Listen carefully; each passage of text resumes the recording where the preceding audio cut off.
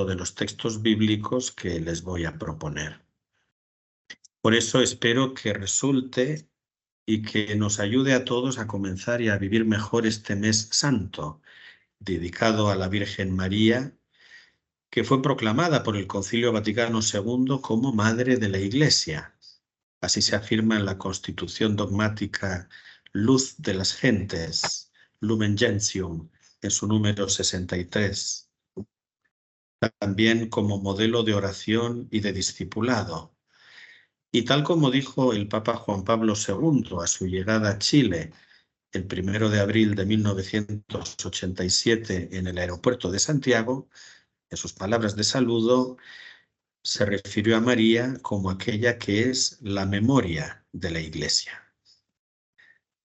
Aquí tenemos una imagen de San Juan Pablo II bajando del avión, besando la tierra chilena, una imagen de la Virgen del Carmen, reina, patrona y señora de Chile, y a la derecha una imagencita de la Virgen del Socorro, que es la primera imagen de la Virgen María que llegó a Chile en el zurrón de Pedro de Valdivia y que todavía hoy podemos contemplar y rezar delante de ella en el altar mayor en la iglesia de San Francisco de la Alameda, en Santiago. Si no lo sabían, yo les invito a que puedan acudir en algún momento cuando van al centro y entrando a la iglesia verán como en el fondo, en el retablo mayor, está esta imagen pequeñita, no mide más de 20 centímetros de altura, pero es la primera imagen que llegó a Chile de la Virgen María con Pedro de Valdivia, la Virgen del Socorro. Y comencemos entonces a recorrer un poquito estas profecías marianas más importantes del Antiguo Testamento. La primera de ellas del libro del Génesis, que conocemos casi de memoria, cuando luego de la creación se produce el pecado original y entonces Dios maldice a la serpiente, le dice: maldita serás entre todos los animales, tanto domésticos como salvajes. Te arrastrarás sobre tu vientre y comerás polvo todos los días de tu vida. Pondré enemistad entre tú y la mujer, entre tu descendencia y la de ella. Su descendencia te aplastará la cabeza, pero tú le herirás el talón. Este texto del libro del Génesis, capítulo 3, versículos 14 y 15. Y como vemos, aparece esta figura de la mujer. Vemos cómo luego del pecado de Adán y de Eva, Dios los castiga a ellos, pero también castiga a la serpiente, pues ella ha provocado que Adán y Eva pecaran, tentándoles.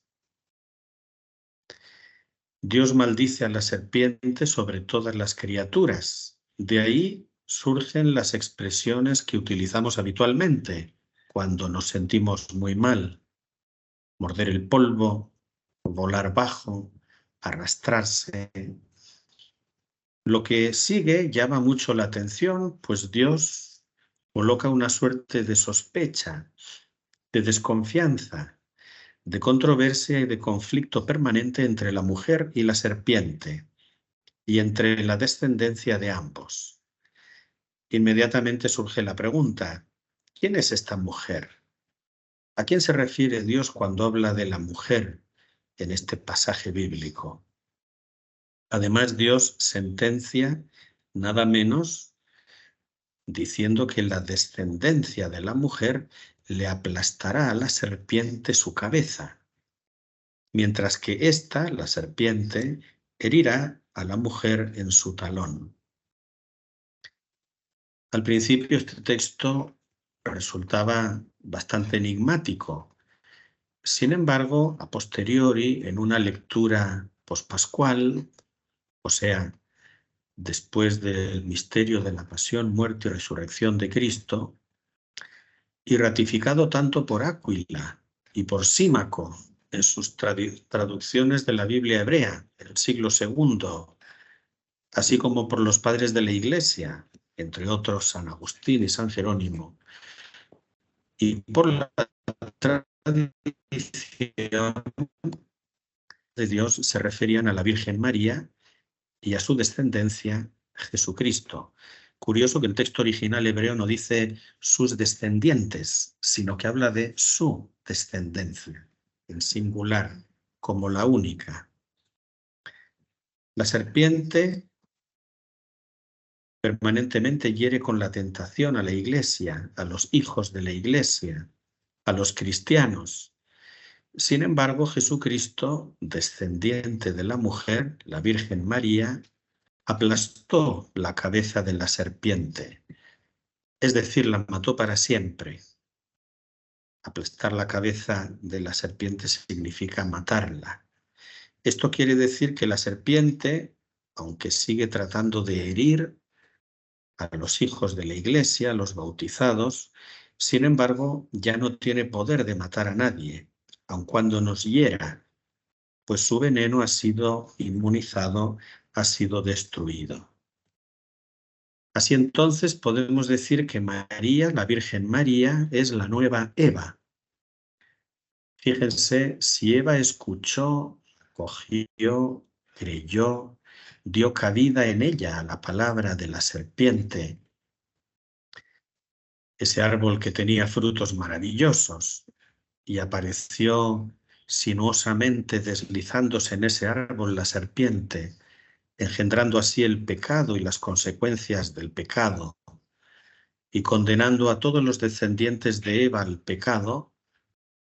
María, por el contrario, acogiendo, escuchando, creyendo, dando espacio, cabida en ella a la palabra de Dios, anunciada por el arcángel Gabriel, aquel que en otro árbol, en el árbol de la cruz, venció el pecado y las consecuencias del pecado, liberando así a todos los descendientes que creen en él, en Jesús. Una imagen aquí muy bonita del descenso de Jesús a los infiernos para destruir definitivamente el poder de la muerte y liberar a los esclavos por el pecado. Este fresco es una pintura, está en Recoleta, en la parroquia de los Santos Apóstoles. Aquí vemos cómo Jesús desciende a las puertas del abismo, rompiéndolas, fracturándolas, y toma a Adán de la mano. Eva aparece sin la mano porque es la mano que alargó para el pecado, y aparecen a la izquierda y a la derecha de Jesús los personajes más antiguos de la vida de Israel, profetas, reyes. Vemos a Moisés, Juan Bautista, Salomón, David, Elías, etcétera, todos esperando esta liberación definitiva. Aquí tenemos otra pintura, en este caso de Michelangelo Merisi da Caravaggio, donde aparece Jesús pisando con María la cabeza de la serpiente ante la atenta mirada de su abuela, Santa Ana. Hemos visto entonces cómo este primer pasaje de la Escritura anuncia de manera profética el rol que María va a cumplir en la historia de la salvación, no solo engendrando a su Hijo, sino también colaborando en la salvación de la humanidad. Otra profecía también muy importante que conocemos también de memoria es aquella del capítulo 7 de Isaías. El Señor habló de nuevo a Acaz diciendo: pide para ti una señal del Señor tu Dios, que sea tan profunda como el Sheol o tan alta como el cielo. Pero Acaz, el rey de Judá, respondió: no, no pediré ni tentaré al Señor. Entonces Isaías le dijo: oíd ahora, casa de David, ¿les parece poco cansar a los hombres que también quieren cansar a mi Dios? Por tanto, el Señor mismo les dará una señal. He aquí que una virgen concebirá y dará a luz un hijo, y le pondrá por nombre Emmanuel. El rey Acaz, rey de Judá, comenzó su reinado en el año 736 a.C.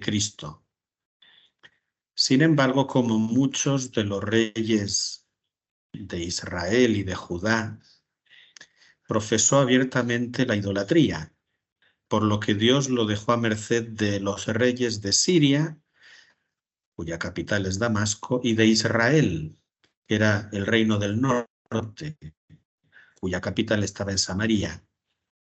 Acaz el rey de Judá, había abandonado al Señor cambiándolo por Moloc, dios de los fenicios, y por eso ponía toda su confianza en una alianza con Asiria, que era el gran imperio de aquel momento que ocupaba gran parte del Medio Oriente. El rey Acaz no pide una señal porque no confía en Dios, confía en su pacto con el imperio asirio. Aunque el rey de Siria, Damasco, y el rey de Israel, Samaria, vengan contra mí, dice Acab, el rey de Asiria me defenderá. Pero como las promesas mesiánicas hechas al rey David no se pueden frustrar, aunque Acaz, el rey de Judá, no pida una señal, el Señor se la va a dar igual. He aquí que una virgen concebirá y dará a luz un hijo, y le pondrá por nombre Emmanuel, esto es, Dios con nosotros. Esta profecía, también un tanto ambigua, se podría decir, tiene desde el principio una doble interpretación.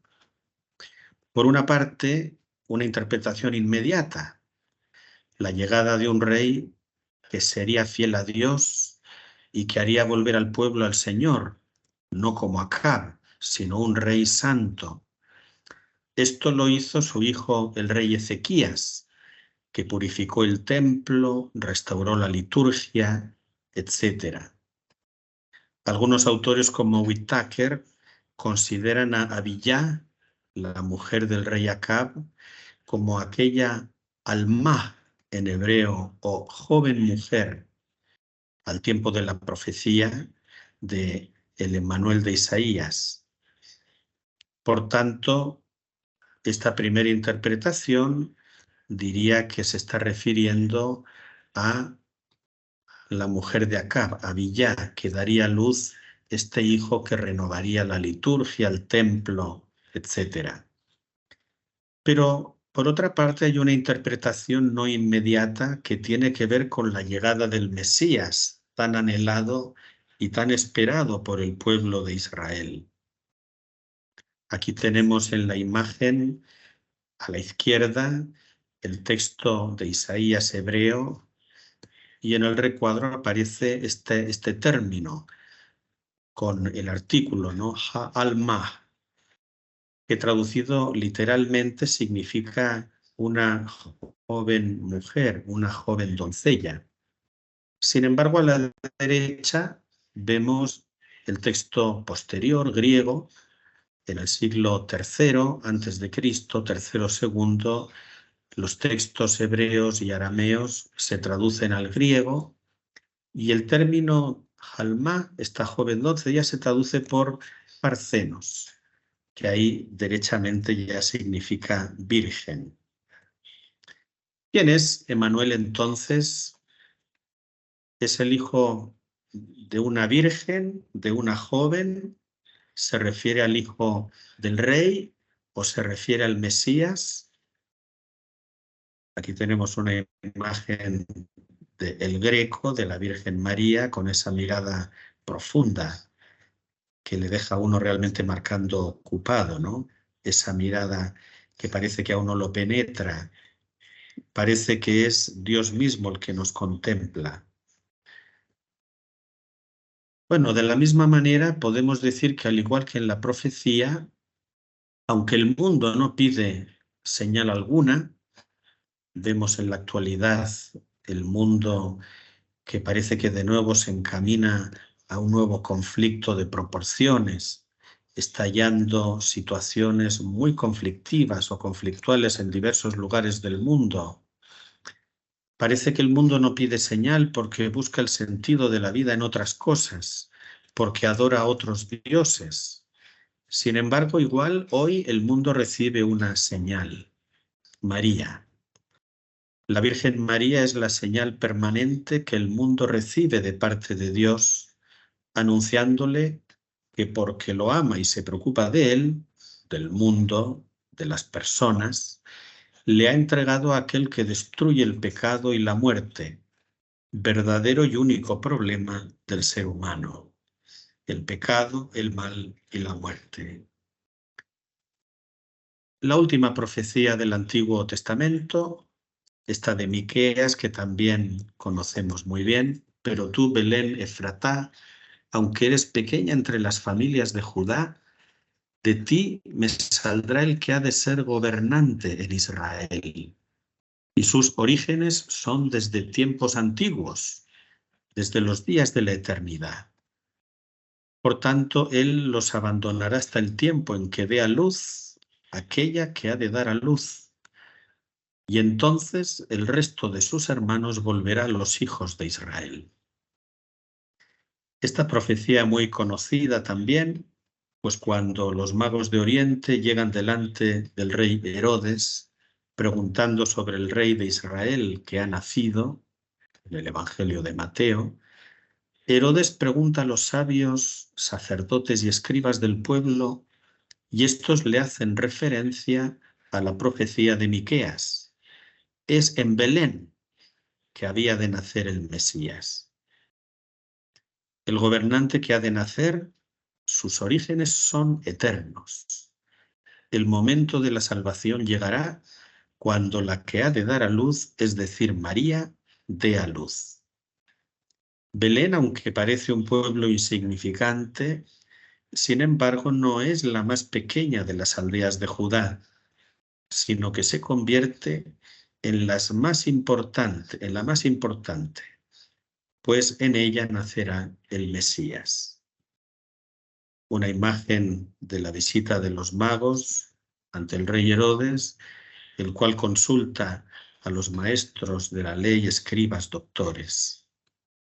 Y unas imágenes también de la Basílica Bizantina de la Natividad en Belén, donde en la cripta, imágenes de la derecha, está el lugar del nacimiento de Jesús. Al igual, la Virgen María, que parece una pobre mujer, desconocida, sencilla, humilde, se convertirá en la madre del Mesías, la madre del Salvador. Entre otros autores lo afirman San Jerónimo, Teodoreto de Ciro, etc. Nos recuerda mucho esas dos perícopas de las epístolas de Pablo en los Corintios. En la primera Corintios: Dios ha elegido lo que el mundo considera necio para avergonzar a los sabios, y ha tomado lo que es débil en este mundo para confundir lo que es fuerte.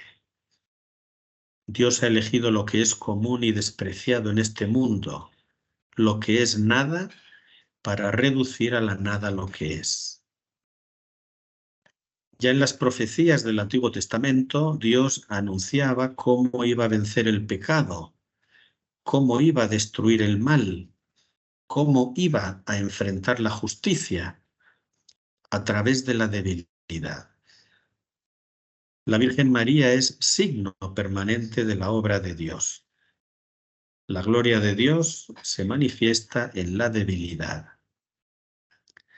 También nos recuerda la segunda epístola a los Corintios, cuando Pablo se siente, dice él, permanentemente molestado por una espina que le tortura, una situación personal que le humilla, que permanentemente le muestra su debilidad.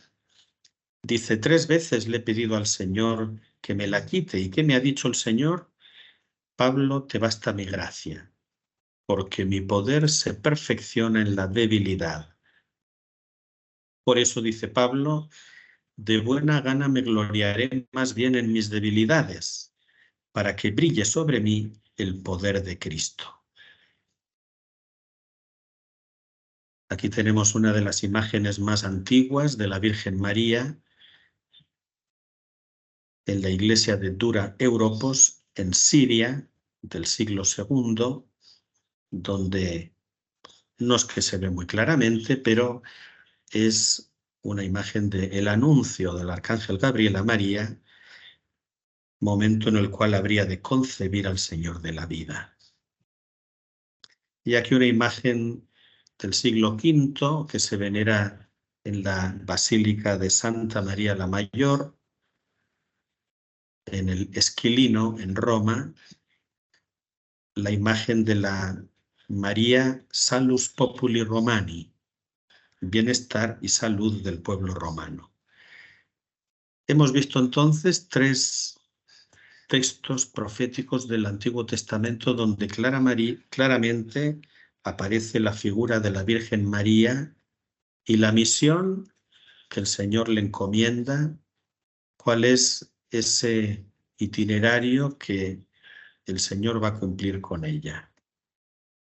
En el Nuevo Testamento, en los Evangelios, aparecen distintos pasajes de la Virgen María. No podemos en esta exposición verlos todos.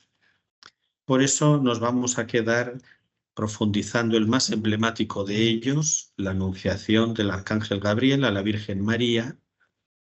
Y al final les voy a decir el resto de los textos bíblicos para que ustedes puedan orar, meditar, rezar con ellos, profundizar esta misión, esta realidad persona de la Virgen María a través de los textos bíblicos. Conocemos de memoria también el texto de la Anunciación del arcángel Gabriel. A los 6 meses Dios envió al ángel Gabriel a Nazaret, pueblo de Galilea, a visitar a una joven virgen comprometida para casarse con un hombre que se llamaba José, descendiente de David. La virgen se llamaba María. El ángel se acercó a ella y le dijo: gracia para ti, tú que has recibido el favor de Dios. Difícil traducir ese Jaire Mariam, Ejaritomene.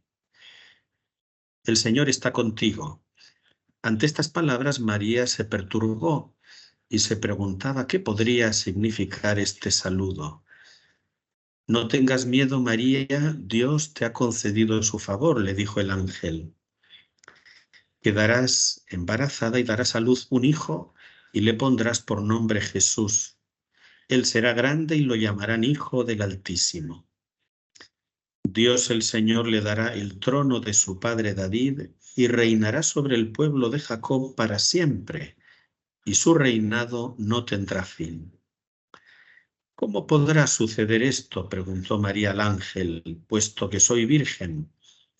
Y el ángel le dijo: no temas, María, el Espíritu Santo vendrá sobre ti, y el poder del Altísimo te cubrirá con su sombra. Así que al santo niño que va a nacer lo llamarán Hijo de Dios. También tu parienta Isabel va a tener un hijo en su vejez. De hecho, la que decían que era estéril ya está en el 6º mes de embarazo, porque para Dios no hay nada imposible. Aquí tienes a la sierva del Señor, contestó María, que Él haga conmigo como me has dicho. Y con esto el ángel la dejó. Vemos esta imagen del fresco de Fra Angelico en Florencia, de la anunciación del arcángel Gabriel a la Virgen María en el siglo XV. Sin duda que que conocemos de memoria, como digo, es el texto más emblemático sobre la figura de María en el Nuevo Testamento. El momento en el que de forma totalmente inesperada María recibe la visita misteriosa del enviado de Dios, el arcángel Gabriel, el enviado de los grandes anuncios, de aquellos anuncios que tienen que ver con la salvación que Dios prepara para su pueblo, para la humanidad.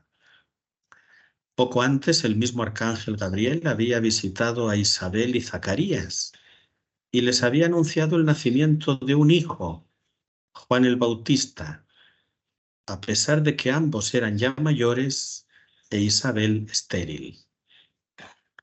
María, perteneciente a una familia judía observante, tradicional, bien piadosa. Zacarías, el esposo de Isabel, su prima, era sacerdote del templo de Jerusalén. En la literatura apócrifa, más concretamente en el protoevangelio de Santiago, redactado en torno al año 150 después de Cristo, aparecen los padres de María, Joaquín y Ana, así como la familia de ella de manera muy tradicional, de oración y observante. Aquí tenemos una imagen, un fresco antiguo bizantino de María, pequeñita, con sus padres Joaquín y Ana. Llama la atención también el desposorio con José, hombre no joven, sino ya de una cierta edad. Hay que considerar que en el Israel de aquellos tiempos, lo normal es que ya a los 18 o 20 años el hombre tuviese una mujer y se casara con ella, porque el hombre soltero no era bien mirado en aquella cultura. Y solamente aquellos hombres que se dedicaban al estudio de la Torá, es decir, de la palabra, se les concedía que se pudieran casar más tarde.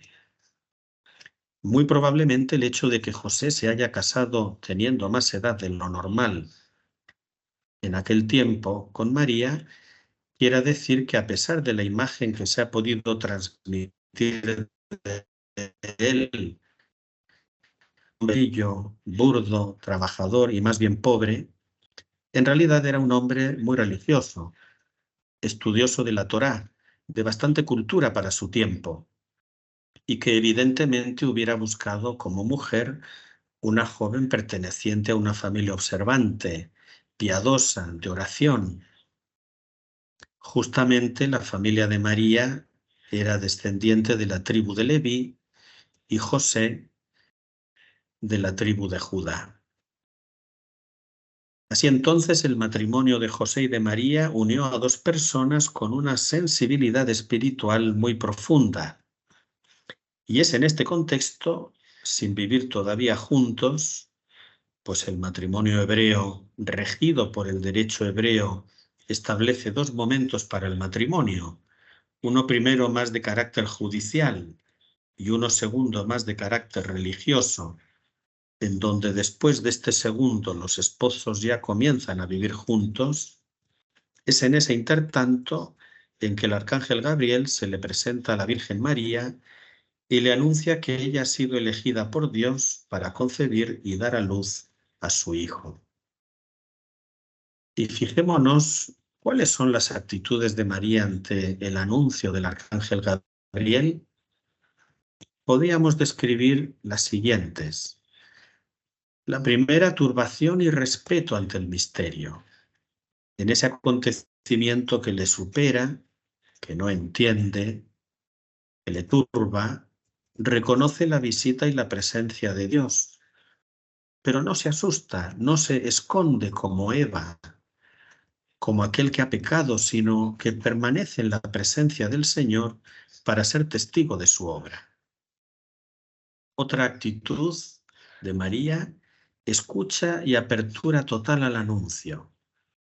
María se abre totalmente a la obra que Dios quiere hacer en ella. No pone peros, no interrumpe, no discute, únicamente escucha con una actitud de reverencia y de expectación. Tercera actitud de María, muestra transparente de su realidad. Precisamente porque no se esconde, muestra inmediatamente cuál es su realidad. Es virgen, nunca ha conocido varón, e incluso pudiera ser que con José tuvieran un voto de castidad. Pues no faltan para esto los autores que sostienen esa teoría. Así entonces, con humildad y con verdad, María se muestra en su realidad más radical, algo así como desnuda delante del Señor. Cuarta actitud, acogida con fe del anuncio y del signo que el arcángel Gabriel le da. María se abre y cree en la obra de Dios, esa obra que Dios le anuncia y le dice que va a realizar. María, por más complejo, inverosímil o disparatado que pueda parecer el anuncio, cree, pues ya es testigo en su vida de que para Dios no hay nada imposible.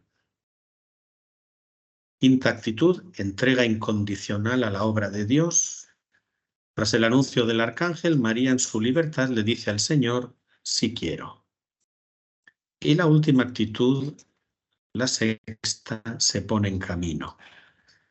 A los pocos días, María, ya llena del Espíritu Santo y habiendo concebido en su seno al Hijo de Dios, se pone en camino para visitar a su prima Isabel, la cual ya está embarazada de 6 meses. Y así, una vez más, ser testigo y tocar con mano que para Dios no hay nada imposible. Pues Isabel, siendo mayor y estéril, está ya preparándose para dar a luz. Estas 6 actitudes de María me parecen muy importantes porque son las que marcan su vida, su fe, su historia y su misión. María nos muestra cuál es el proceso del discipulado. María es la primera discípula, es más, es la discípula por excelencia. En ella se reproduce el verdadero itinerario del discípulo, el cual está llamado a acoger la palabra de Dios, creer en ella y a engendrar en él la fe.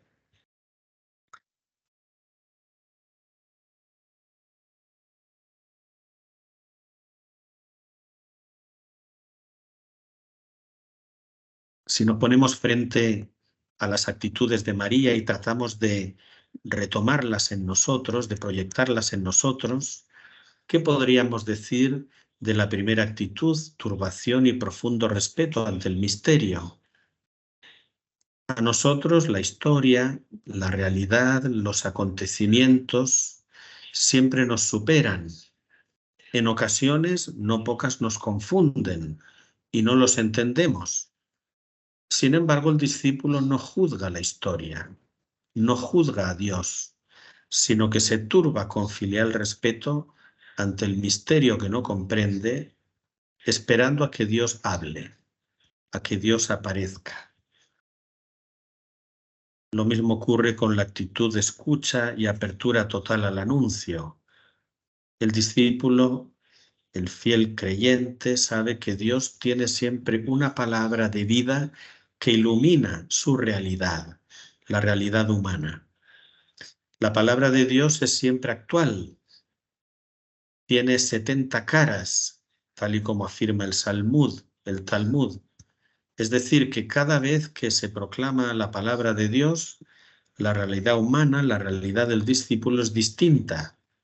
Por eso la palabra de Dios tiene una respuesta diferente para cada acontecimiento. Así entonces el discípulo se pone ante la palabra con reverencia y total acogida, esperando que Dios a través de su palabra ilumine la vida del discípulo. Igual la tercera actitud muestra transparente de su realidad. El seguidor de Jesús, el creyente, el discípulo, no se esconde, sino que muestra su realidad, sus heridas, su fragilidad, sus llagas, los hechos concretos de los que está hecha su vida, su historia. Es la auténtica realidad humana la que el Señor viene a llenar de vida. Estas imágenes de la gruta de Nazaret, donde se produjo la anunciación del arcángel Gabriel a María. A la derecha una imagen actual de Nazaret con la Basílica de la Anunciación en medio. Y abajo 2 imágenes de nuestro campus y de una persona que podíamos ser nosotros, con esta actitud de reverencia, de creencia, de esperar que Dios hable para acoger su misterio y entender su obra en nuestra vida. Acogida con fe del anuncio de la palabra de Dios. La palabra de Dios siempre nos propone un itinerario concreto de vida, unas enseñanzas bien claras y definidas. Por ejemplo, no juzgar, estar siempre abierto y dispuesto al perdón, respetar siempre y en toda condición la vida humana, no dudar del amor de Dios, etcétera, tantas otras. En ocasiones puede parecer que la voluntad de Dios es inconcebible, irrealizable. Sin embargo, el discípulo no juzga, sino que se fía de la palabra, sabiendo que aquel que tiene el poder realizará aquello que anuncia. Finalmente, la entrega incondicional a la obra de Dios. La confianza en el amor de Dios le lleva al discípulo a aceptar el anuncio, a no rebelarse, a decir sí quiero y a abrirse a la obra y voluntad de Dios. El discípulo es testigo, ve con sus propios ojos, palpa con sus propias manos cómo Dios es fiel y cumple su promesa. Siendo testigo, el discípulo engendra la fe y conoce a Dios en su vida, en sus hechos concretos. Recordamos aquella frase del justo Job al final de su padecimiento, donde dice: antes, Señor, te conocía de oídas, pero ahora mis ojos te han visto. Así como la Virgen María ha dado a luz al Verbo de Dios, tanto biológicamente como espiritualmente, por eso es la primera discípula, ha dado a luz a su hijo no solo biológicamente, sino también por la fe. El bautizado y creyente, el discípulo, está llamado a dar a luz al de Dios, dejando que Dios aparezca. Ahí conocemos cómo Jesús es el Señor de la vida.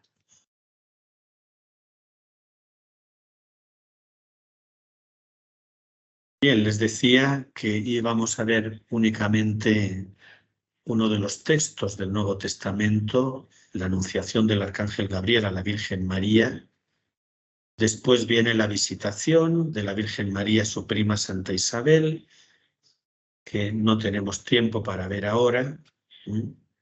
Termino con estas imágenes, donde María nos muestra las cualidades inequívocas del discípulo: testigo, profeta, misionero, aquel que vive permanentemente en la bendición.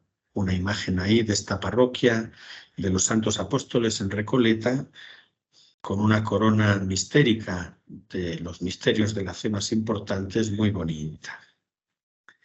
Otros textos del Nuevo Testamento para la meditación y oración, ahí los tienen.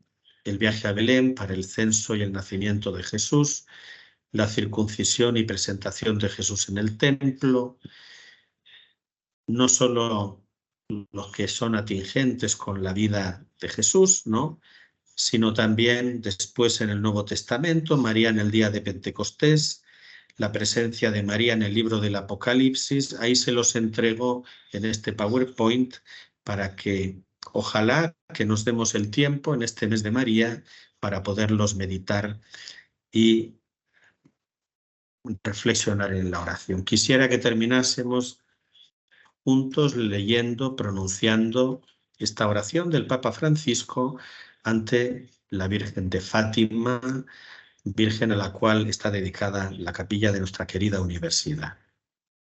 Santa María, Virgen de Fátima, nos encomendamos a tu corazón. Nosotros, tus hijos, queridos, a los que nunca te cansas de visitar e invitar a la conversión. Tú sabes cómo desatar los nudos de nuestro corazón y de nuestro tiempo. Ponemos nuestra confianza en ti, Madre nuestra Virgen de Fátima, que a través de ti la divina misericordia se derrame sobre la tierra y el dulce latido de la paz vuelva a marcar nuestras jornadas. Vuelve a traernos la armonía de Dios. Haz que nosotros, artesanos de comunión, y guíanos por los senderos de la paz. Amén. Muchas gracias y que el Señor nos ayude en este mes de María.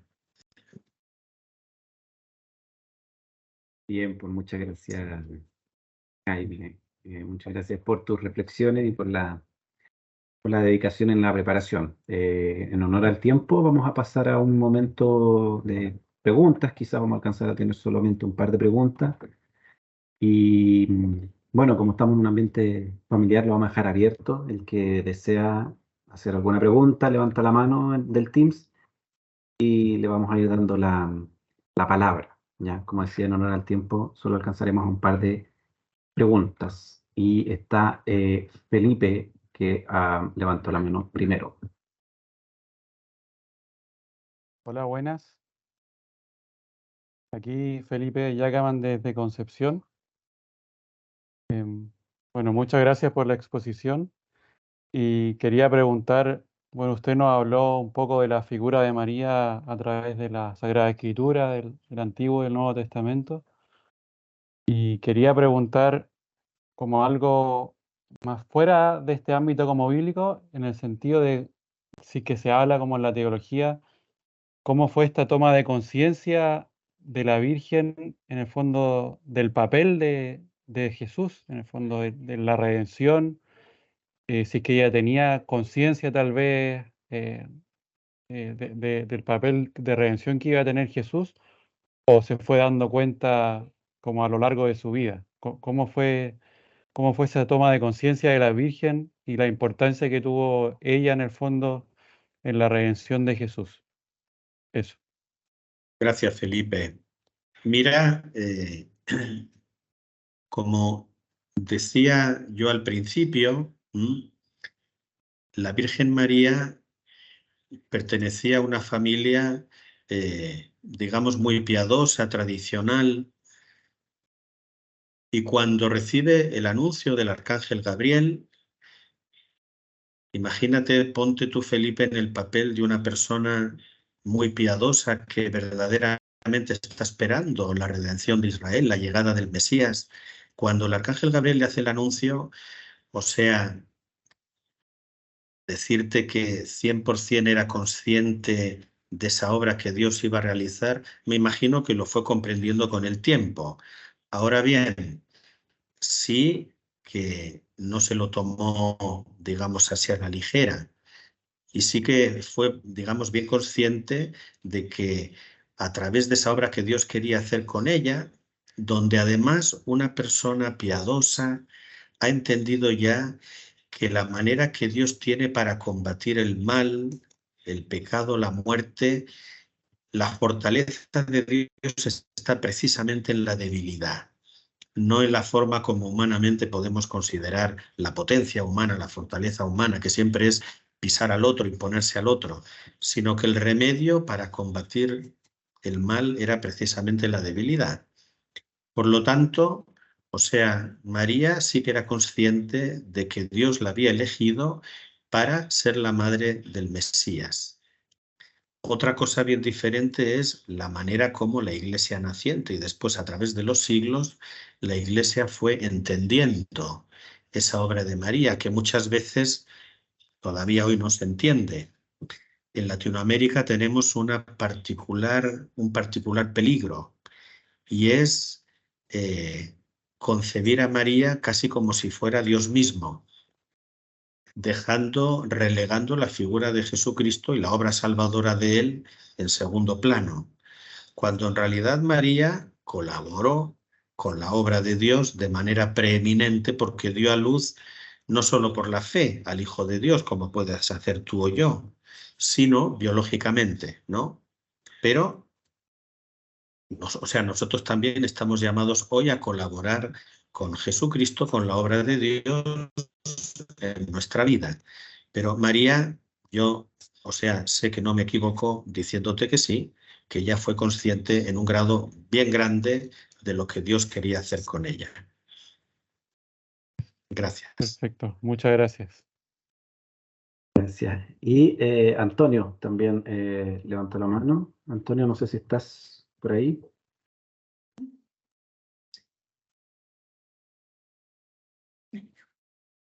Hola, pues soy María Socorro, la asesora de pastoral.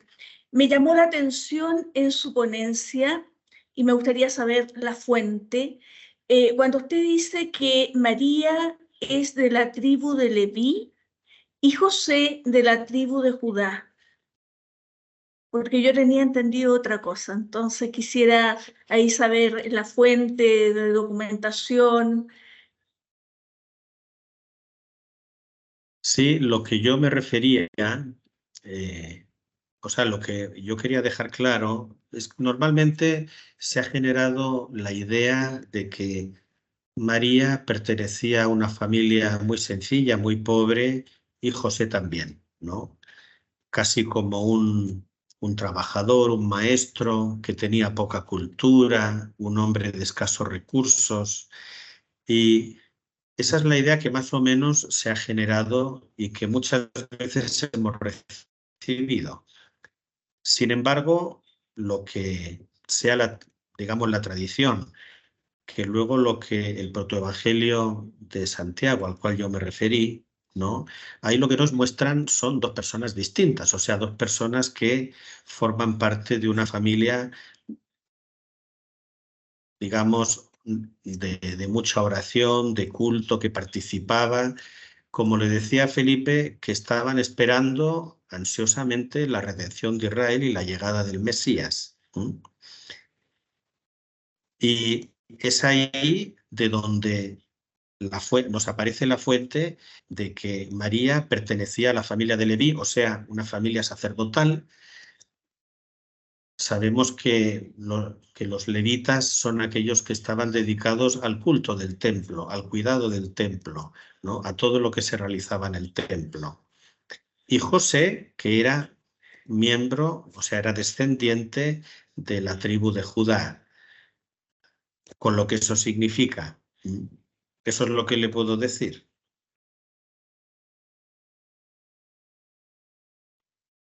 Gracias a usted, hermana. Nos falta una pregunta de Antonio. Sí. Esta sí es la última. Sí, yo tengo una pregunta. Ahora sí, Antonio.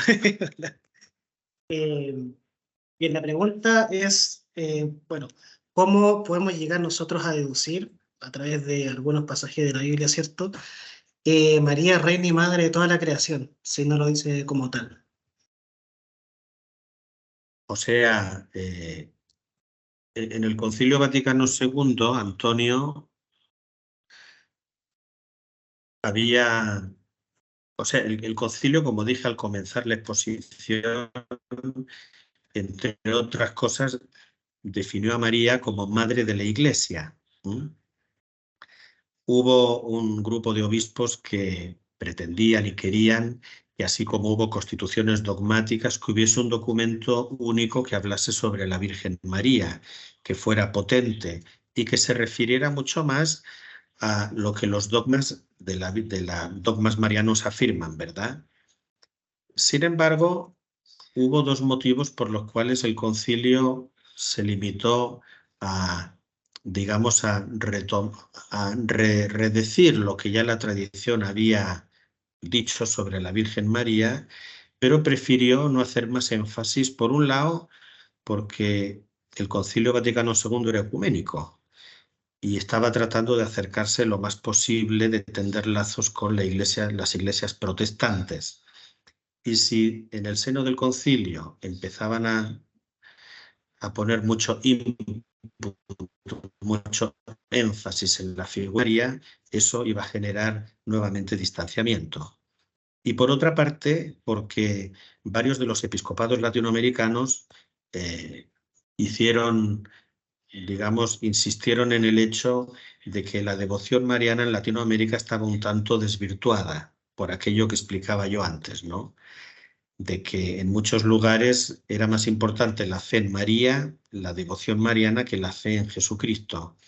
Eso es lo que hizo que la Virgen María pasara un poquito más en segundo plano.